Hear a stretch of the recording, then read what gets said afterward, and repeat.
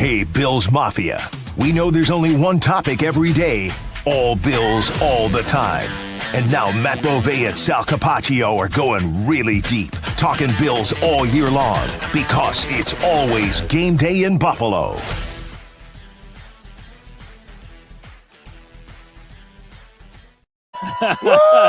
Sal's getting the crowd going. Yeah, where's the crowd? Hold on, we got Adam up. There we go. Adam in. There we go. There they all are. How are you guys? Look at that. I love it. I love it. I was doing the thing. Did you watch the Utah mascot come out of the ice? Oh, yeah. The big reveal, right? Tusky, is that his name? Whatever Tusky, and he was going around. He was like, getting the crowd going. That's what we're doing here. Hi, everybody. Welcome to Buffalo Olde Brewery. We are here for It's Always Game Day in Buffalo. It is a live podcast event. Thank you so much for having us out. We are at 1221 East Lovejoy Street. If you are anywhere near our voices, you got about an hour to get your butt down here. Yeah, for sure. To take part. This is an amazing space. This is sick. I've never been here before. And when I walked into the beer garden in the back, I was just blown away with how much space there is. Obviously, there's heaters here. There's couches. There's an outdoor bar. There's all this stuff. So it's a really, really cool event. There's dogs. I mean, what else do you dogs really on the patio. I love it. There's beer and dogs and people talking about the Bills. I don't really know if that's like the holy trinity in Buffalo. All right, we got an actual look at this coffee. All right, this is Rocket Cup coffee. Yeah. they gave me the Syracuse ones here. Sal needed a reason to talk about Syracuse. That's right. We got Pitt. We got Penn State. They just fired their head coach, by the way. Yeah. We got the Bonnies, the UB. Everybody, come on in. You get some coffee as well. You get some great beers. All right, we got IPAs. They got anything you can imagine here on tap that has your taste buds written all over it. Matt's got some right here in front of you. Take a look at it. I always tend to be like the hand model here. They have something called Cloudy McCloud Face. Yes, that's right. Which is obviously a very fun name. What else do they have here? The non-agency Amber Ale. Well, let me tell you what's going on with this, Matt, because tonight, everybody, the brewery right here, all right, Buffalo Olde Brewery is going to be offering 20% off 4 packs of all beers, including award-winning favorites such as the Iron Island IPA and Cloudy McCloud Face. Okay, that's going to be the IPA. That's going to be the first one I think I probably try. All right, so we're going to have that going on tonight. 11 in-house beers using locally sourced barley and hops, and offers a diverse collection of including lagers, IPAs, seasonal favorites, catering to all types of beer enthusiasts. So come on down here and enjoy it. They got a menu. Oh, look at this food. Yeah, the that's wings coming look out. Good. I've seen a couple people who order wings. I know. Look, I mean, we're going a model right here. Yeah, she's like showing us the food in front of us. It's amazing. And of course, we're here to talk Buffalo Bills football. I know off a disappointing loss on Monday night at the Atlanta Falcons. It's a bye week though, and now we kind of get a chance to settle in, kick your feet up, watch some other football, and kind of stew in what happened with the Buffalo Bills Monday night. Okay, Matthew, here we go. We are 4 nights removed. Yes. Tuesday, Wednesday, 3 nights removed. 3 nights removed from what happened in Atlanta. How do you look back as far as your concern level, and what do you think now that you've kind of taken a step back and a breath? I have thought about the game a lot. I think we all have probably. I've thought about the last couple weeks a lot, and the thing that I keep on going back to is why are we surprised that they lost games when they did not play well? Like that just kind of tends to happen in the NFL. And I think for a long time, Josh Allen has been the ultimate Band-Aid for this team, and he has not had his best games. And that's not to say like, okay, we need to be overly critical or Josh Allen is the reason why they've lost. It's just like nobody has really played that well, and Allen hasn't been able to completely bail them out like he has in times past. They've lost the turnover battle. They've committed way more penalties than their opponents. The offenses look stagnant, and the defense is giving up big plays. When you do those things, you usually do not win football games.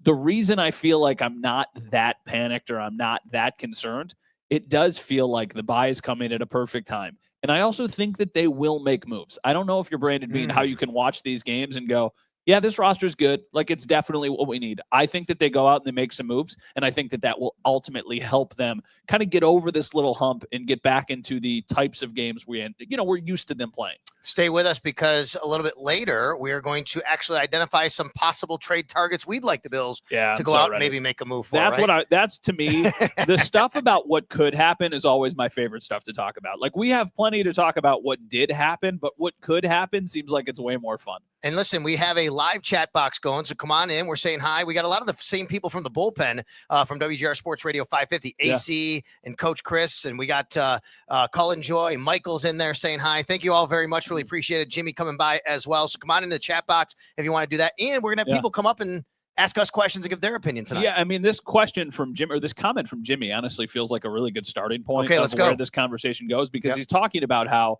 listen, McDermott needs to make sure that Brady understands that James Cook, needs to be on the field. He is the second best player on this team. It is maddening to me, their inability to have James Cook be a focal point of this offense. And that goes back all the way to the AFC Championship last year. I think about the last drive when James Cook was not on the field. I understand Ty Johnson is your best blocking running back, and he has been a very important part of the passing game. That said, James Cook is so dynamic. Yep. It is Josh Allen, and then after that, it is James Cook. Making sure he is involved as much as possible is a really, really important thing that they need to figure out. And I agree with Jimmy's comment. I went back and watched a little bit more detail of the game last night. And one thing that did stand out to me is, and I want to give the Atlanta Falcons and Jeff Ulbrich a lot of credit. Yeah. I think they had 2 weeks to prepare for the Bills. Ulbrich used to be, by the way, the defensive coordinator for the Jets. He was very familiar with the Bills. He knows how to play Josh. He has given Josh some fits before, but also that O-line. They came up with some exotic blitzes, and it looked to me like the Bills O-line for the first time in a while was a little bit kind of questioning what to go, where to go, what to do, who to block. And a couple of times when you had a running back stay in, maybe he didn't take the right angle or he didn't go to the right guy as far as a blitzer was concerned.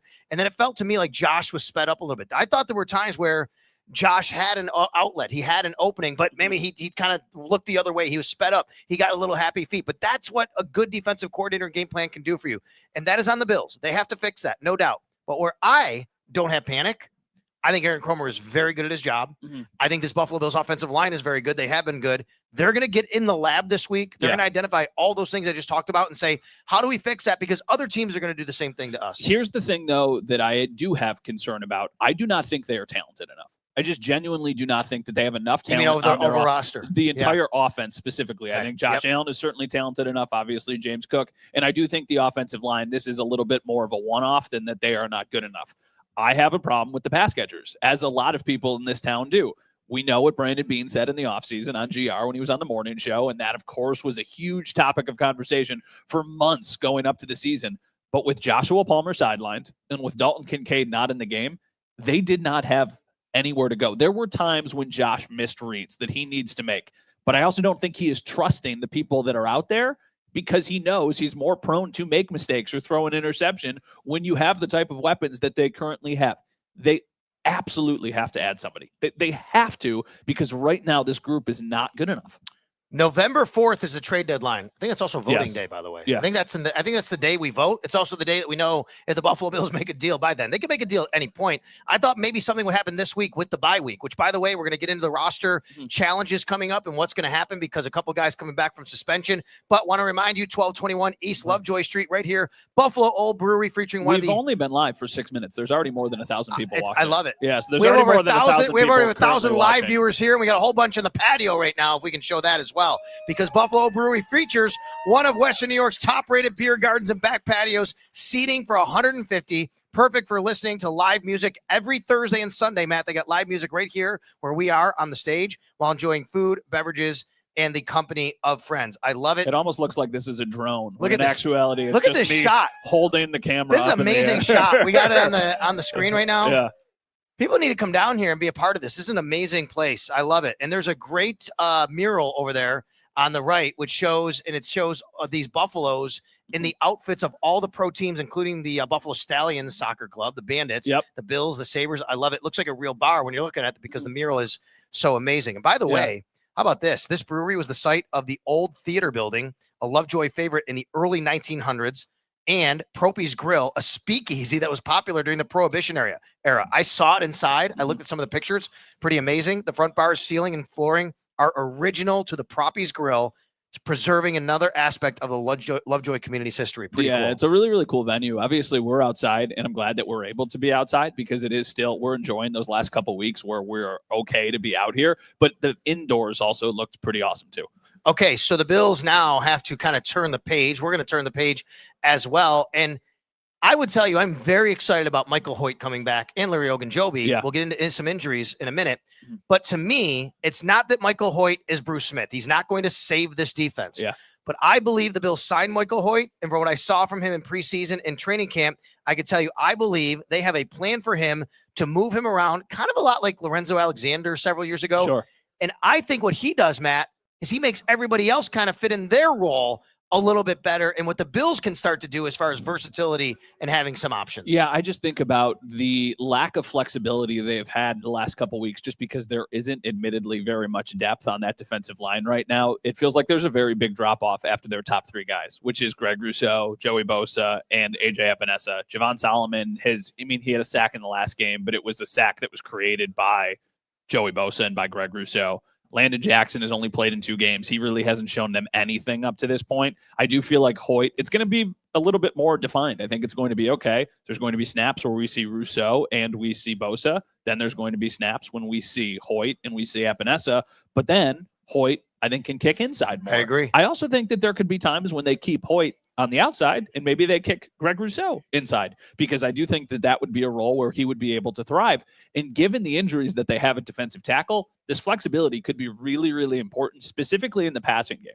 They're going to need to figure out what their plan is going to be in trying to stop the run, because I still don't exactly know how they're going to do that. But in the passing game and in obvious passing situations, I do feel like that's when they can get a bit more creative. So earlier in the season, I think, going back to last year and the last several years, I think I'd pin a lot of the run defense issues on the D-line. I think over the last few weeks, I'm more pinning it on the linebackers and secondary. You know what's interesting, though, is because that I think they've been in position and haven't made plays. And I'm not telling you the D-line's been perfect in this regard, but I think the D-line is kind of moving things to an angle where you got to make plays as a linebacker or secondary safeties too, right? Rapp and Bishop. And they haven't made enough plays tackling the ball carrier. Well, the safeties have been horrendous. So, say what you want about the linebackers. The safeties have been a big problem. I think, honestly, that's the position they need to address maybe more than anything. So the safety position is a concern. The only pushback I would have, or the only question I would ask you, is that when we were talking about Deion Walker, because Deion Walker had all of these splash plays, and he's like tied for 4th in the NFL with 7 tackles for loss. He had 4 of them against the Falcons, which is really good. McDermott kind of poured some cold water on how well he played. Did you notice that? He was like, missed some of his gaps. He's going to learn a lot from this experience. I don't know if that's Sean like trying to play mind games, or if they just really do lose something with him in stopping. It feels a little too boom or bust with Deion Walker. Either he makes a great play or he's pushed off of his spot and it turns into a huge play for the opposing offense. So it's really, really an interesting dynamic. He had 4 tackles for loss. Yeah, that's crazy. Right? But you're right. There were a couple times where he got caught in the wash. His angle, he's coming down the line. Now they just have a cutback lane. I think sometimes that's just Sean being Sean. He doesn't want to give praise to a rookie and make him think that he wants everybody to earn everything, right? Sure. By the way, our guy Bulldog is here. Say hi, Bulldog. There you go. He joined us. Thank you. He said he'd try and stop by. All right. We got Susan Rose in the house from WBEN. Thank you very much. Got a lot of our Odyssey family here as well. Very nice. Very nice. So Thank you. It's great to come out here to 1221 East Lovejoy Street. We're at the Buffalo Olde Brewery. So one of the issues I see at linebacker, this is schematic now, and I think it's something that Bobby Babich has to think about. And I asked Bobby Babich a question at the press conference the other day. I said, is tackling different when you go 1 high versus 2 high? Meaning, if you're 1 high safety and everybody's closer to the box, you can go sideline to sideline, but you're close. You're getting bodies on you. When you're 2 high, you have a lot of space coming at you, but you can take angles. He said, absolutely. I think because Terrell Bernard is a little bit undersized, and we know Taylor Rapp is a safety, when they're playing close to the line, I think it's making it too easy for offensive linemen to get their hands on them, and that's part of the issue. Did you see what Chris Long was talking about on his podcast? I did not. How he basically said the same thing, and how the Bills have built a defense specifically for stopping certain teams, and it has come back to haunt them because now other teams are taking advantage of their deficiencies. Probably right. So when you think about the size of Terrell Bernard, when you think about the types of linebackers they have, the types of safeties that they have, even the types of interior defensive linemen they have, aside from Deion Walker, they are a smaller, faster group. And when you take on these physical, tough teams, you can get bodied a little bit. And I feel like that's what's happened. And that's not a good sign, right? Because you build a defense like that to go up against those teams in the big moments, but you also have to get to those big moments. And if you keep having games like they did, I'm not 100% convinced we're going to be talking about them playing in the AFC Championship or in the AFC Divisional. It's so funny. They got to get to that point first. It's so funny. That's part of the reason why I've always believed, now we'll see a little bit more of this in a couple of weeks, I've always believed they match up better against the Chiefs than they do the Ravens, because the Chiefs are not built like that either, right? And the Chiefs also, by the way, on defense, they're very good. Don't want to take anything away. We know what they can do with Steve Spagnuolo. They're also kind of that kind of defense, They're a defense that wants to make sure that they can fly around the field and do a lot of things. And the Bills, of course, defensively, they are built a little more to start the Chiefs' high-flying game. Yeah. And the Chiefs aren't a big running team. They're not great at running the ball. This goes back to how we started this podcast. Even though the offense is the reason why I think they lost the game against the Falcons, the offense was putrid. I have so much more faith in the offense to figure things out than I do the defense. I just don't think defensively they have nearly enough playmakers on that side. I don't even know if we said who's the best player on the defense. There's a lot of different answers you can have, which ultimately says there's not an answer to the question. Who is the best player on the defense? It's probably still Christian Benford. Maybe Ed Oliver. You know what's funny to me? This has always been such a zone team, and they've been so good at it. Mm-hmm. They were way better man-to-man on Monday night. They moved to man-to-man. Christian Benford is on one leg covering Drake London down the field. I know. Then they made that play. Taron Johnson makes a play over the middle on that fourth down. Mm-hmm. I think maybe they have to start thinking about, do they want to play man-to-man to allow less spacing? Zone spacing is killing them right now, partly because the linebackers and where they're playing and the safeties coming up. But they played man-to-man against a quarterback who can't really move. And that's the concern. That is when you start to play man-to-man against a Mahomes, where he is going to, the minute you turn your back, he is going to take off. And that's why, the Bills at times over the years have had so much success when defenses try and play man-to-man against them, because it's like, okay, well, that's when Josh is going to run. So it's a very tricky balance because they have gotten gashed by quarterbacks. That's right. I mean, I think that it was probably circumstantial of why they played a bit more man-to-man. One, Drake London was killing them, but they knew Penix was not going to escape the pocket and absolutely destroy them on the ground. I don't know if they can do that against a Drake May or against a Lamar Jackson or even like against a Bo Nix or a Justin Herbert, if those are players that they end up playing if they get to the playoffs. So that's why, besides like the Dolphins, there's a very few teams who don't have a mobile quarterback right now. Yeah, and the Bills have employed a spy before when they play mobile quarterbacks. Yeah, but it's usually Milano, that's right. We don't know what his status is. Well, let's talk about the roster here, and we're going to do that. And then we're going to get into what we've liked and what we haven't liked so far. We talked a little bit about that at the break, but I'm going to throw up the roster here right now. Hold on, I have it right here. All right, Matt. So here we go. Mm-hmm. This is the current roster. This is I've colored this for everybody to see it. If you're watching on the video stream, you see it. If you're listening on audio, we'll just explain it to you right now. So coming back, I've already transitioned Larry Ogunjobi and Michael Hoyt down there on the bottom left, defensive tackle and defensive end, respectively. As you see, they are now part of it. It is a 52-man roster, one spot left. Have an open spot, yes. Okay. But you look in that defensive tackle spot, Daquan Jones very well could be out for a little while. What's interesting is, some of the people who are the doctors who follow the Bills and social media, they played it off like it's not as big of an injury as it initially sounds. Like, oh, this could be a week-to-week thing for a couple weeks, but I don't think this is a move. He is week-to-week. No, for sure. Right. I know that Sean said he's a week-to-week thing. I don't know if this is necessarily something that immediately ends him up on IR. No, I agree with you. And they have this week and then next week, so they have a week off. We'll see. We think that Matt Milano could be back against the Panthers. We'll see, because he never went on IR. So we know that for sure. We know Dorian Williams is back. So if you take a look at that defensive end and defensive tackle group, they're right now rolling with 11, 6, 7, 10 total defensive linemen right now, which is fine, but 6 defensive ends. But that goes back to your point. Hoyt could kick inside, Rousseau could kick inside, and maybe that's how they play it. When I just heard that motorcycle or car or whatever it is, I thought it was our speaker, and I was like, oh, damn, that's not good. No, but that was it's all good. It's all good. What I think happens is I think they need to add a corner.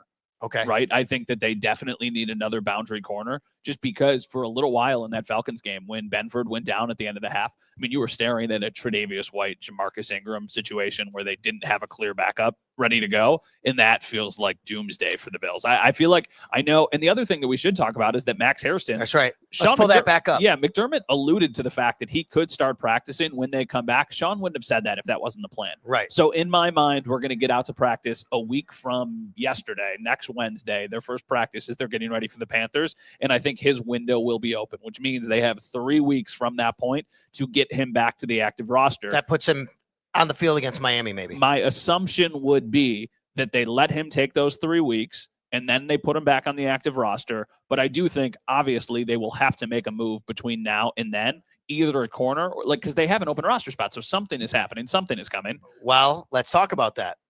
As of right now, it's not Max Hairston. Yeah. He's not getting activated this week, right? It's Jordan Poyer. You think it's Jordan Poyer? It's Jordan Poyer. You think Matt says it's Jordan Poyer who's getting that extra roster spot. And it could very well be, but I would say this: that's fine if they were going to do that. I know still it's have 2 free elevations, so that's why you could get a little creative. You could do something in the meantime. But my question is, when are we going to see Jordan Hancock on the field? You've drafted this young safety. We talked about Landon Jackson before, right? Mm-hmm. Jordan Hancock has played like no snaps on defense. Yeah, I think because they are so focused on that safety position and they know how important it is in this defense, I don't think that they have the time or the runway to let somebody come out and that's the frustration with Landon Jackson. I'm not it is oversimplifying it a little bit.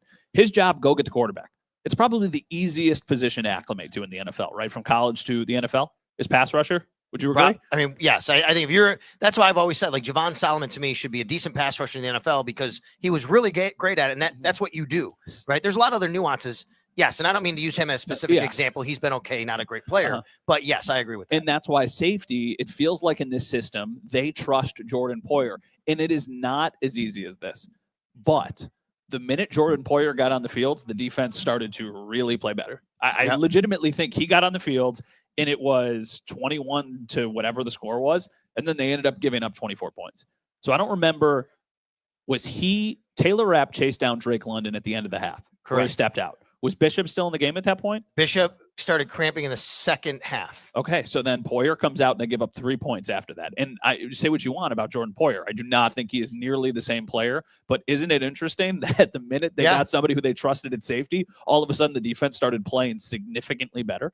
Yeah, and there were times where he was just the one high guy. And he's like, that's not his athletic ability anymore. That's just because, hey, let's get guys down there and we trust that guy back there to understand what's going on. No doubt. So we'll see. Could it be Jordan Poyer, who is the we do our Monday show on Channel 7, and we were talking about it the other day. Joe Biscaglia said he thinks it's going to be Poyer and Cole Bishop. Like he says, I don't think they're going to make a move for the safeties. He's like, I think that those are going to be the safeties that are playing at the end of the season. It could very well be. All right. We're going to get to our trade targets here in a minute, but let me remind you and tell you, Buffalo Olde Brewery has a spacious, welcoming venue that can host your next private party for birthdays, graduations, corporate gatherings, holiday celebrations, or your next get-together with friends, okay? I'm going to give you the number right now, 716-464-3018. That's 716-464-3018. Schedule your party, your graduation. This is an amazing patio, folks. Incredible. All right, it's incredible. Come on out. We're also going to take some questions from folks who want to come up, sit in the chair, and ask us a question. I'm going to ask Matt one. 2,100 live viewers, by the way. 2,100 live viewers online right now. Plus, we got a whole bunch here. If you want to come up and ask us a question, just come on in and sit in the chair, and we'll throw it to you here in just a minute. But I want to ask my guy Matt here. Yes. Do you have a number one trade target on the board you'd love to see the Bills go out and get? You've been chomping at the bit. I do. Is it champing? I think it's champing, or I've heard it before. Chomping at the bit. It is? I've heard it's champing. I think it's chomping. I don't want to take your guy. So I don't want to say somebody. Okay, so my guy is Rashid Shaheed. Okay, so I think naturally a lot of people will get to Chris Olave, and I think it does make a lot of sense. I want them to aim higher. Okay, wait. Hold on. Let me tell you why Rashid Shaheed. Yes, I get it. And I love Chris Olave. Of course, if you can get Chris Olave, you get him. Rashid Shaheed takes care of two things for you. Yes. He is a speedy wide receiver who you can get the ball in a lot of different ways. That a guy that I think they envision Curtis Samuel to be. Yeah. He's also a return man. And Matt, they're not getting anything out of Codrington right now. Very disappointing that that's the case. They've even made him inactive because he gives you nothing as a defensive back. He's been inactive and active. If you get Rashid Shaheed, that's a guy that can play offense for you and return punts and kicks, and you don't have to use a roster spot in that. Yes. Okay. I agree with you, and I feel like that would be a much more Billsy move because I don't think the cost would be substantial. I think we're probably talking about a day 3 draft pick, which they would be totally okay giving up for somebody who checks multiple boxes. I just think that the AFC is as open as it has ever been, and if there was ever a time to kind of go all in, if you give me a name that's in the AFC East, I might. I have 2 names. One of them is in the AFC okay. East. I just don't see it happening, but you go ahead. Well, the name that everybody is immediately going to get to is Jalen Waddle, and once again, we're talking about dream scenarios. This is not likely. I do not think Chris Greer is getting on the phone and moving Jalen Waddle over to the Buffalo Bills. Especially if it's November 4th, 5 days before they play each other. That's what I mean. But if you are so focused on the future, I mean, they're not making the playoffs. Right. They don't even know if Tua is going to be their quarterback in the future. Do you think that now they want to start stockpiling assets? You know, there was a mock trade proposal out there that was like, 2 and a fifth for Jalen Waddle. It would never be that little. It would be more than that. Jalen Waddle is in the prime of his career, and he is an elite player. I think he's under contract, too. Yeah, he's under a new contract. Elite's probably strong. He is a very, very, very good wide receiver who has played in an offense where he has not been the focal point for a long time. So getting him here would be awesome. Here's the dream double dip scenario, and it would be really expensive. Okay. But I think it would make a lot of sense. Okay. I think you have to get on the phone with the Titans. I agree. And I think that there are 2 names you should be targeting. One is JS. Yes. Jeffrey Simmons. Yes. Who's the other? Calvin Ridley. I'm not as much in on Calvin Ridley. I think that if he might help. I love Jeffrey Simmons' idea. I think that would be, you're right, a dream scenario. Jeffrey Simmons would make the Bills' defensive line so much better. It would make everybody on that defensive line better. There's legitimately, I wince a little bit when I think about the idea of giving up a first-round pick. But here's my point, and then this is going to be where we disagree a little bit. The Bills don't draft well anyway. I don't care about the assets. I don't care about what it could be. If it could help you right now, I think these are moves that you need to be willing to make. That would be an astronomical cost. That's probably a first-round pick and some.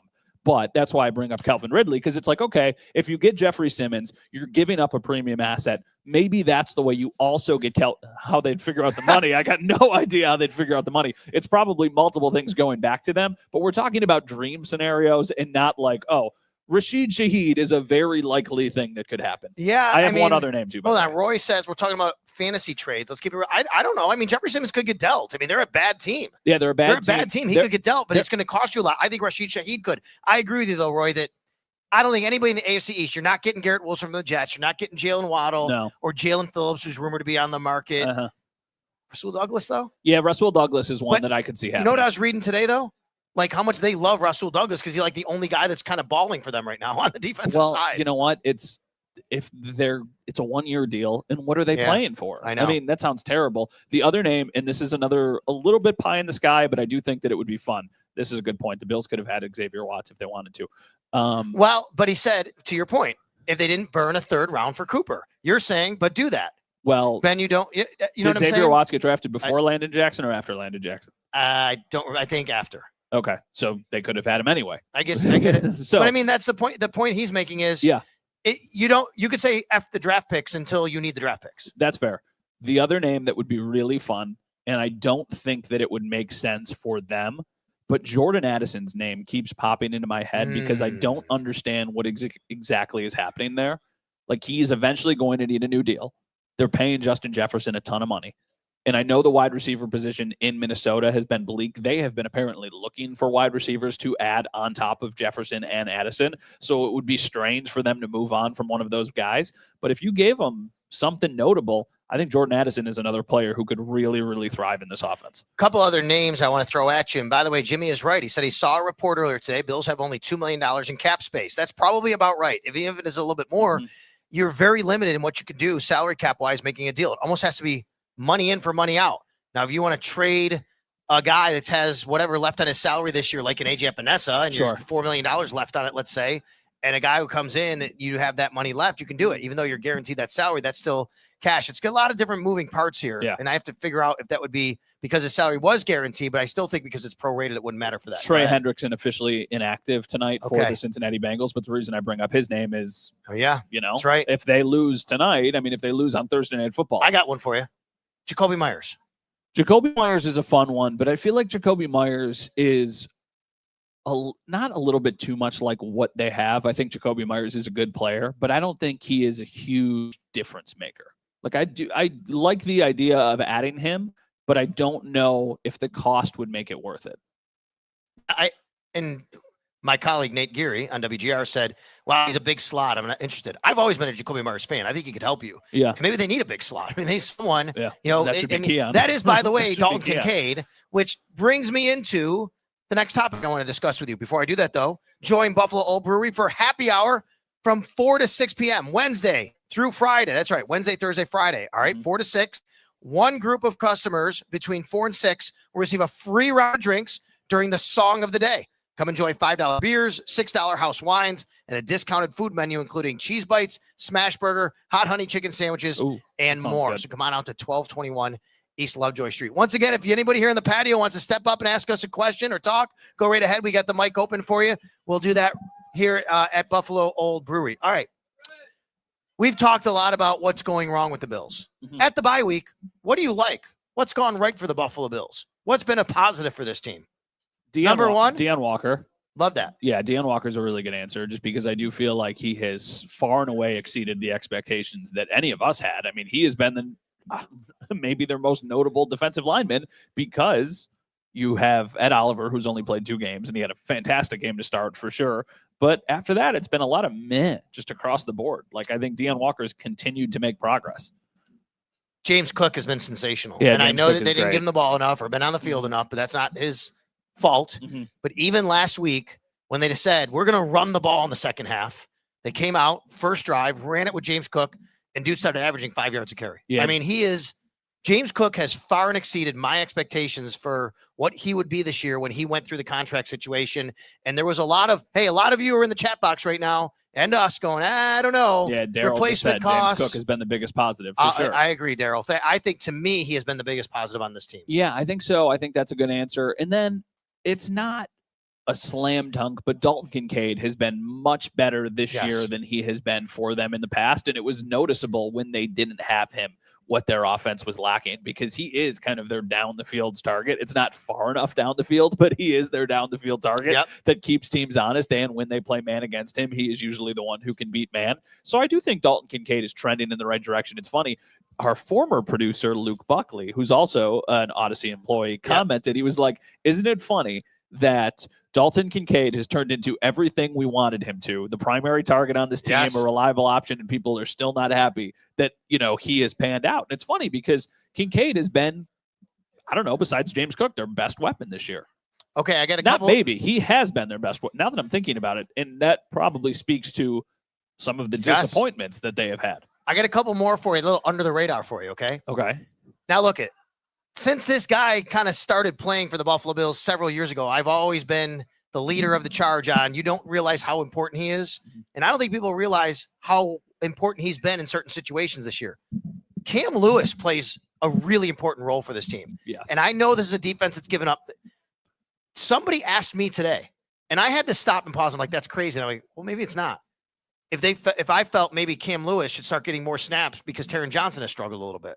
I don't think that's the case, but I could make the case that Cam Lewis has played as well as Taron Johnson this year when he's been on the field. Yeah, Cam Lewis has been good. I do think that has been impressive, but once again, that's a very in the weeds. It is, but you need players like that. You do. For example, Matt Prater. Yeah, Matt Prater's been a really – these are players that have to play for you, and they have to do a job when they're on the field. Yeah, but I think that this also almost unintentionally speaks to some of the concerns that we have because the players who you need to play well have not. Agreed. I mean, think about all the players that have gotten contract extensions. Besides James Cook, you feel super confident about any of them? They got – Terrell Bernard, Greg Rousseau, I think Christian Benford, I can still feel like he's dealt with a couple of little minor injuries, but I'm not saying that I don't think they're good players. Like this year, you feel confident or going forward with them? That's what I mean. Like moving forward, are you 100% convinced that Terrell Bernard is going to be a great linebacker for you? I don't know about great. I don't think he is great. I don't think they're not paying him like a great linebacker, but a very good one. Yes, they're playing Greg Rousseau like a very good defensive end. That's what I'm saying. Right? Like these are questions. I don't know if any of these guys they're fine, but I don't think that they're game changers, and they're kind of paid to be almost to that level. Okay. How about this? I'm curious. And how do you feel Joey Bosa's played? Fine. Just fine. Did you see, there was a chart today I saw. Yes. That he and I don't know if I'm like, really? Mm-hmm. The chart basically said Joey Bosa is way up there in pressure, like before quarterback release. Right? We're putting on pressure before the quarterback gets through his progressions. Yeah. And I'm like, man, really? I think he has done a good job rushing the passer. I have not liked his run game. Mm-hmm. Especially outside contain. Here's what I'll say. It's more effective than they've had in years past, but it's still not good enough. All right, we got our first Brave soldier. All right, thank you. We have a question coming up here. All right, we'll bring him on camera. Say your name and where you're from. Jeff, and from Buffalo. Hi, Jeff. Hi, Jeff. Hi, guys. Hi. What's going on? Well, I'm here having a couple beers. All right, we love it. Thank you. Have a couple more. Your question might be really good. Yeah, I've been listening to you, Sal, for a long time. You're awesome, but Bulldog is my guy. All right, he's here. Hey, Bulldog. I love it. They even have the dog, like the blow-up dog over there, because I knew Bulldog was coming in today. I love that. Anyway, a couple questions. Yeah. Everybody knows that Atlanta is going to blitz. Mm-hmm. Why don't we have hot reads? Why didn't you get the ball off quick? Yeah, well, that's a great question. First of all, they do have reads, but Atlanta ran some exotic blitzes. They had 2 weeks to prepare. I think they did things to the Bills didn't see on film. The Bills weren't ready for. And it's a great question. I agree with you that Josh Allen should have gotten the ball a little bit quicker. I think that goes to having the running backs involved in the passing game. There was one, I watched a play last night, and I saw this, Jeff, where Josh gets the ball, there's a blitz coming, and literally James Cook sees it, and he flies to the flat. Josh looked at him, and then he tucked it because he saw a guy. I'm like, man, if he hits him, that's a nice gain right there. Huge gain. So I think that the answer to your question to me is sometimes the player just needs to make the play. Okay. And then to me, that's Josh Allen in that instance. And the one thing I'll also say is that I was having a conversation with one of our buddies, Carl Jones. He played at Syracuse. He works at I shouldn't be giving a plug to a competitor, but whatever. That's okay. So Carl's a really good guy and he's really smart. And he said that when he played at Syracuse, one of the things that they were always taught is that you can get away with being aggressive and having these exotic blitzes when you don't trust the playmakers on another team. To me, this was a sign that the Falcons knew that the Bills did not have anybody other than Josh Allen and James Cook that they really needed to worry about because those guys just were not creating separation. They were not getting open. And that is, the bigger picture conversation. Also, Coleman is a wideout. It's not happening. Yeah, he's why don't they move him inside a little bit and try? I'd like to see a little bit of that. I think the reason they probably don't do it right now is because one, they wouldn't have anybody else to play outside, which is a problem with the way that the roster is built. And the second thing is if you do that, then you're also taking off Dalton Kincaid at times because I don't think that they would do a ton with both Dalton Kincaid and Keon Coleman out there. They would do some, but I think that's probably the reason why, because they're already only playing Kincaid so much. He's not out there a ton. If you move, him inside, then you all of a sudden have to say, okay, well, are we taking Kincaid off the field or are we taking Shakir off the field? And they think both of those players are better than Keon.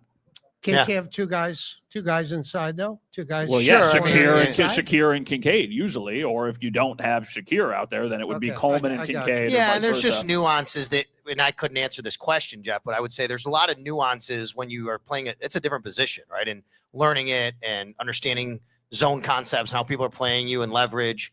I don't know if he's quite there yet, right? Because he's been an outside receiver pretty much his whole life. I mean, you have to think about those things, right? So it doesn't mean he'll never get there, but you have to think about that. It sounds like, and I've been listening, that you guys don't think any of our receivers can eventually become a true number one. No, I don't think they have a true number one on the team. I mean, could I ever rule it totally out for Keon Coleman? No, but it's not trending that way right now. But that would be the only one I could think. And I think that goes back to, this is a great point. So I was having a conversation today. The Bills have clearly gone away from a philosophy that they want a true number one because it's everybody eats. It's let's bring up the floor of everybody. We can have 6 guys we rely on. Josh Allen elevates everybody's play. And you don't have to spend tons and tons of money on a Diggs or a whoever. But I think that philosophy has to be revisited after what we've seen here over the last few games, right? Think about the game that they just played against the Falcons, right? I think a true number one. How do you get it, though? Opens up. But how do you get it? That's the question. If you have a true number one, don't the other guys? Yeah, but how do you get one? How do you get a true number one? You pay for it or you draft it. Yeah. Right. So you're not doing that here in October unless someone, you know what I mean? Like how do you get one? You got to draft one. And then how long does he take to be a true number one? Did Drake London become a true number one right away? Maybe it was good, but you know what I mean? Like, it takes time. How do you get one, and how do you go about doing that? The only one I think on the roster who even has a chance is Coleman, and I don't even think that it's a good chance. I just think Shakir is what he is. He's a good player, but he's not a great player, and he plays kind of a more specific role. I think Joshua Palmer has been a kind of what he was in Los Angeles, just a nice spot duty guy. And after that, they don't have anybody. Yeah. Just lastly, the 2 guys coming off of suspension. Do you think they're going to make a significant difference? I do think Michael Hoyt makes a significant impact because of what I said earlier, which is I think they've had a plan for him all along to move him around the defense and allow other people to move around. I think Larry Ogunjobi will just be a rotational guy. He'll help out a little bit, but it won't be major impact. The one thing about Ogunjobi, though, I think we're okay. Okay, I love that. Thank you. Although I hope New England doesn't get back. I know nobody. Thank you, Jeff. Thank you for asking a question. Thank you. Yeah. All right, we got somebody else. You want to come up and ask a question? Yeah, hey, come on up and sit down, sir. You got it. All right, we got St. Lawrence River over here coming in. Lacrosse, St. Lawrence Lacrosse. I love it. All right. What's your name? What's your name? Ralph. Ralph, where are you from? Marilla, New York. Okay, use a microphone there, buddy. Make sure you use the mic. Hello, sir. Hi. This is really an out-of-the-box question. Okay. But it's been bugging me for years and years and years. Season ticket home a long time. Okay. When the Bills get introduced at the beginning of the game, they have the 4 guys running out with the flags to lead the charge. Yeah, sure. And they have the flag attached to the pole, but they got the butt end of the buffalo attached to the pole. So when you run out, the buffalo is charging ass backwards out there. Oh, I've never noticed that. Wait a minute. Wouldn't it be on one side the right way, but on the other side the wrong way? No, it doesn't matter. Okay, I actually wait. This is great. I actually know one of the flag. So people, do and I. I'm on the field with these guys. Yeah. I'm going to find out the answer to that question. Yeah, I've went to the Bills. I've went to all kinds of the flag people. No. Nobody gives me a good answer.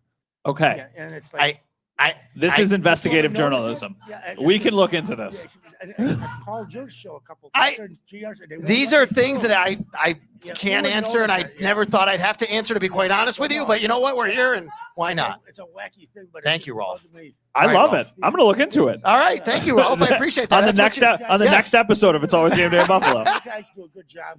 Thank you. Thank you so much. very Appreciate it. Thank you for Rolf. being We here. appreciate that. Thank you very much. We are up to 2,700 live viewers right now. 2,700 live viewers. We coming got more people at coming up Sal already. Sports, at Matt_Bove, Buffalo Olde Brewery, 11 in-house beers, locally sourced barley and hops, a diverse selection including lagers, IPAs, Come on seasonal down. favorites, catering to all types of beer enthusiasts. They have a Make sure whole you use bunch that. of stuff going on here. And look at, we got You're our guy here. You're This- good. It's ready One to of our go. loyal listeners and followers for many years right here. How we doing tonight, guys? Good. good, we're Tell everybody good. your name, where you're from. I am Earl Wells. I am from Clarence, New York. I love Love it, it. Earl. Thank you. All right. What do you got for us? So I think having the bye week right now is a blessing in disguise for the team. I think I agree. this is going to help us fix the team, know hey, what's going on and stuff, Yeah. what we can do to fix the problems. You know what they do in the bye week? Every team does this. It's called self-scout. All right. Self-scout means they go and look at what have we done? We're not looking at an opponent. And if we were an opponent, how would we play us? Oh, we do this, we do that. On first down, we tend to do this. On second down, we tend to do that.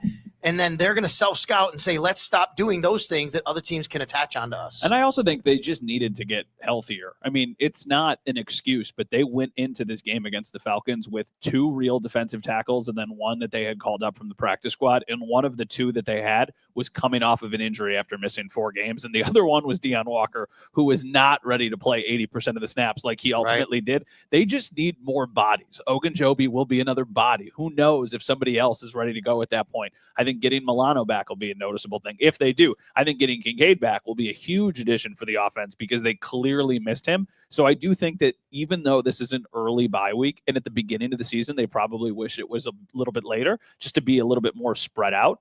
I think they need the bye week right now. I really do. The bye week is huge. So I think this will help the team going forward in the season. We're going to get a lot of guys back for Carolina. Yeah.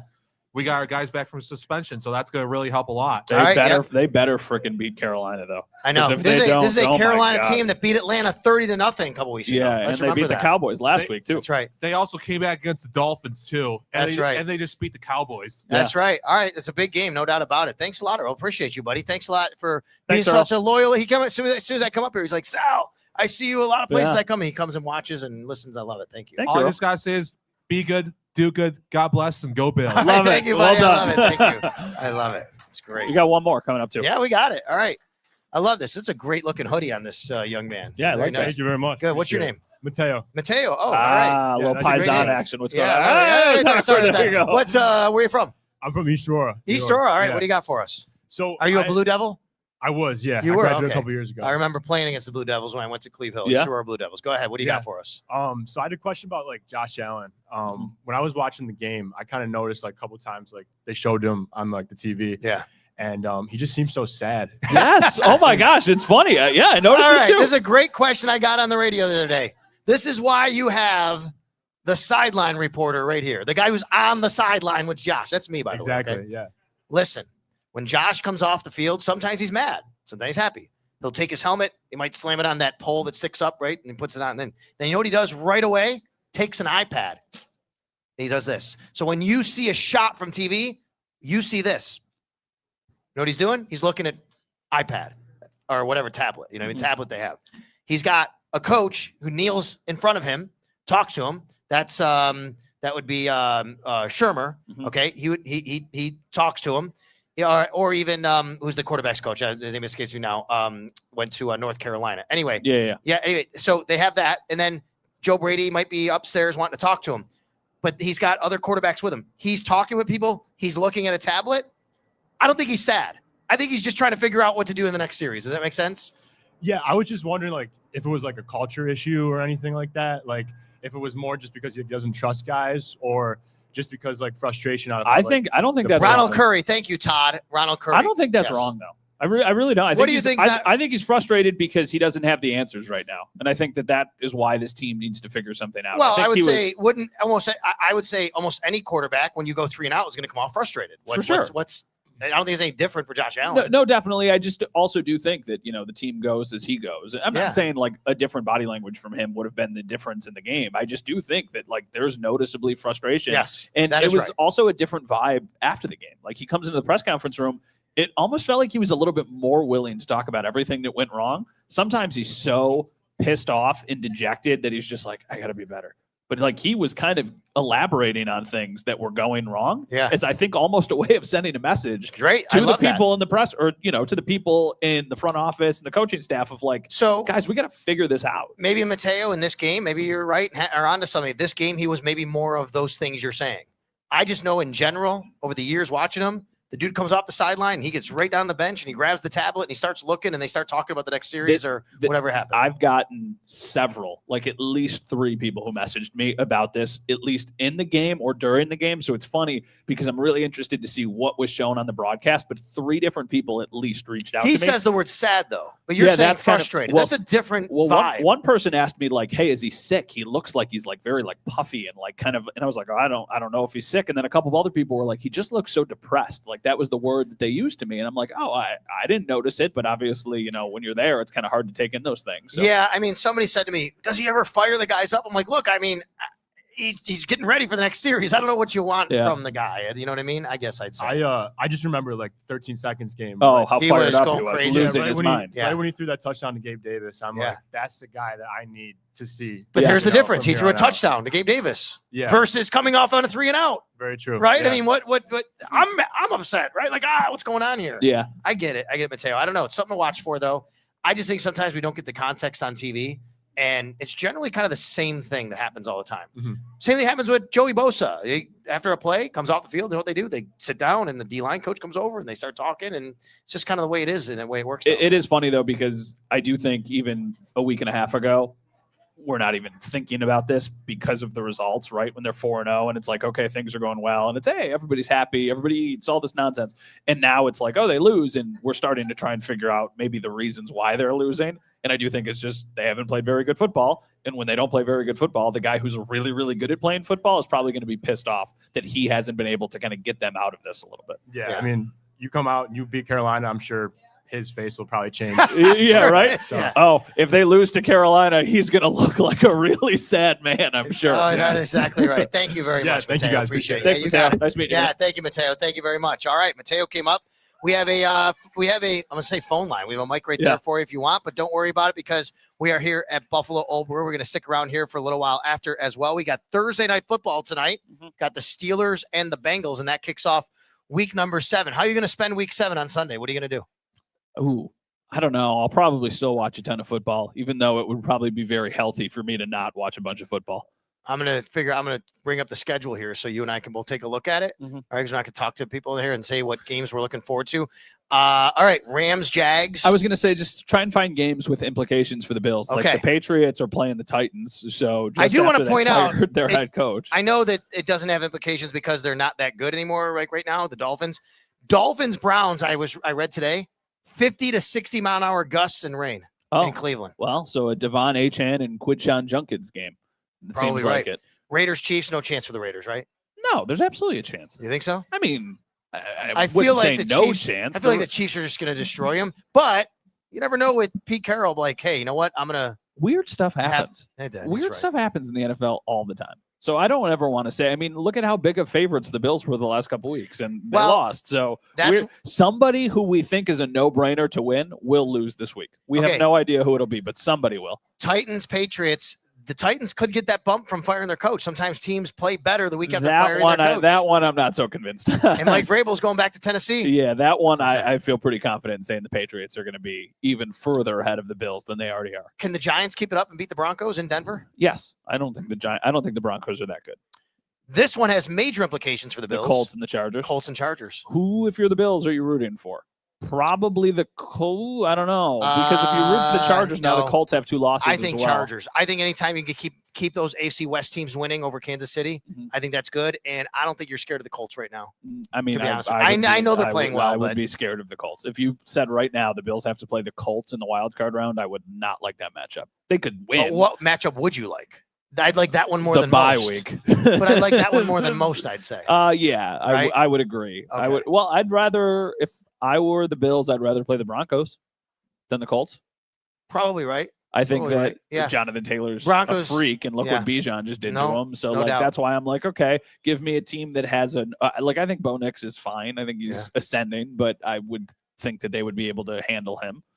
Hey, here's a good one for you. These two teams, Bucks and Lions. Are the Bucks the best team in the NFL right now? Some people believe they are. They could be playing like it. No, I don't think the Hmm. Bucks. They're Who is? good. Who's the best team in the National Football League right now, Matt Bove? It's weird because I'm going to say the Chiefs. Oh, I know people are booing. everybody's booing out here. The best team in the NFL right now. I have a hard time thinking it's not the Eagles, but they're not playing. I'm going to say the Bucks. If the I think Bucks the and Buccaneers Chiefs, are playing. if the Bucks the and best Chiefs played, football in the if league the right Bucks and Chiefs played each other this weekend on a neutral field, the Chiefs would be the favorite. That's probably right. So then, okay. I think the Bucks are playing better right now. Also, I have to see and not for Rashee anything. Rice is coming back too. By the yeah, way. not for anything. The Bucks' maybe most dynamic offensive player has been Emeka Egbuka. He's now hurt. Bucky Irving is hurt, right? So Chris Godwin is still hurt. So I just, I don't want to say the Chiefs. Trust me, I'm very sick of this. But if you had asked me right now, which team are you the most confident probably ends up back in the Super Bowl, I'd probably say the Chiefs. Hey, we are here at 1221 East Lovejoy Street. We're having a great time at Buffalo Olde Brewery. There's a great crowd. Yeah, this is awesome. Great time. We in 80 more viewers, folks. 75 more viewers. We will pass 3,000 live viewers right now online. 3,000 live viewers online right now. We're getting close to it. So thank you. And check out. Yeah, come Cloudy check out this McCloud beer, Face. Cloudy McCloud Face. We've What got else? Bob Fest, Vienna Lager. You're right. We've got Iron Island IPA. And Iron Island and Cloudy McCloud Face, by the way, tonight, 20% off on 4 packs of all beers, including those award-winning. Lovejoy Lager. I love it. Yeah, there's some cool stuff. Plus, you got the coffee here. This is Rocket Cup coffee. Let's remember, you got Syracuse, got Pitt, UB, Penn State back here, Niagara, St. Bonaventure. I love it. Let's end with this because it does feel like a natural way to kind of move into the future. Yeah. Are you confident that they make a trade? I've got to follow up to this. Okay, I would say chances I believe they make a trade to me are right now 70-30. Okay.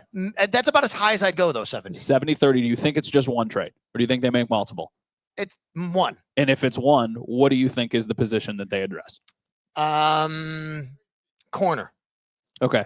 I think I'm at wide receiver, even though I know the history and what he said and that they've invested. Like, I still think this team really needs a wide receiver. Yeah. I wonder what costs more. If the two guys are kind of seen as comps, receiver and corner, does one cost more than the other? You know what we didn't say is Tariq Woolen. Like from I just don't know why they would. Tariq I don't know Woolen why they coming would out of move college. him. Right. Well, there was a report they were looking to do that a couple weeks ago. I loved him coming out of college. I don't think he's played that well though. Yeah. Lately. Chauncey Gardner-Johnson, CJ Gardner-Johnson. Yeah, he's a free agent. He's free. Anybody can. Yeah, but he's been brought up. He's a safety. He's been on 3 teams in the last 2 years for a reason, I think. I just don't like that idea. Yeah. Justin Simmons is still out there, by the way. Justin Simmons, though, it's ended with the 2 teams that he's been most recently on. So it makes you wonder, like, is he just kind of cooked at this point? And he might be. I don't know. Injuries. He's 31. What would be the level of move that you think would move the meter?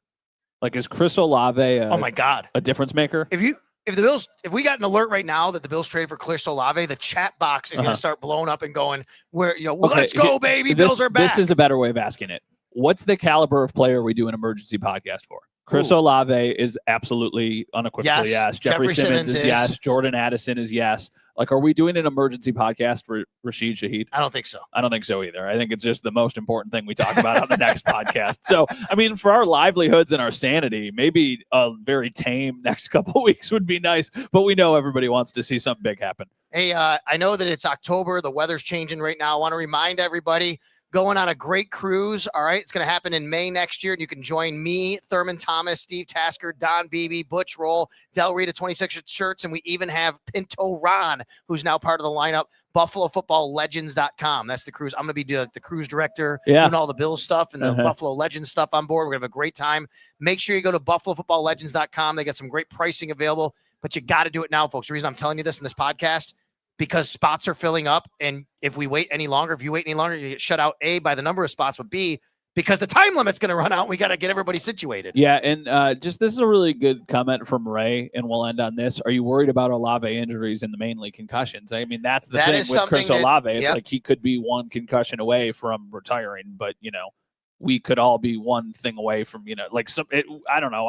I think sometimes you need to be aggressive. Yeah. I think that you need to take on the risk. And I think that if that's an option for you, you should absolutely be looking to do it. And I think that Olave checks a lot of the box. To me, he is the most obvious addition that they could make. It would still be expensive, but I don't think it would be you're mortgaging your future. Like, what do you think right now Olave gets traded for? Is it a second? Is it a third? Ooh, probably third at the most. But the only thing that's different is he has term. Yeah, he has a year left, where Amari Cooper last year did not. They gave up a third for strictly a rental. But because of the injuries and because of the concern, I think that knocks his value. People will be like, I can't do that. Would you do a second and Curtis Samuel? What did Devontae Adams go for last year? A third? No, I think a second and a fourth. Second and a fourth. And what did Cooper go for? Third. Would you do Curtis Samuel in a second for Chris Olave? Because then you're also taking the money off of Curtis Samuel. I think so, yeah. Because you're taking my Curtis Samuel salary, I'm probably doing it. I think so, too. I think I'm doing it just for a second right now. I agree with you. Be aggressive. This is the year. It's a great – speaking of Bulldog, Show Up in the Bulldog, we talked about this the other day on the radio, and I said, and I believe this, you're not comparing the Bills this year to the Bills and the AFC of 3 years ago. You got to compare it to now, and it's open. It's still open, regardless of what they've struggled, how their struggles are. Yeah. This is open. Go for it, right? That's what you have to do right now, and I think that's the way I look at it. Thank you so much. What we're going to do is I want to turn the light around. You can show the camera. If I can do that. That's going to be really tricky. All right, can we do that? I want to show it. Are we going to be able to see this if I turn the light around? Hold on. No, because it's not that bright. Can we see people out there? Oh, no, but we can see the lights. All right, we got a great crowd. There we go. We got a great crowd out there. All right, check it out. It's awesome. Everybody who came out to say hi to us tonight, we appreciate you. We appreciate our producer, Mike Robier. Thank you so much to our account executive at WGR and Odyssey, Stephanie Dolsky. If you want us to take the podcast on the road, make sure you contact Odyssey and Stephanie Dolsky. She did an amazing job. Thank you to Bill and Phil and everybody here at Buffalo Olde Brewery. Appreciate everybody for watching. We did it, folks. 3,000 live viewers tonight online. Appreciate it. Thank you so much. Have a great night tonight. Go ahead. What do you got to say? Nothing. Thanks for watching. Thanks for being here. We'll talk to you guys soon. Stay here for Thursday Night Football. We're going to be watching here together. Have a great night, everybody.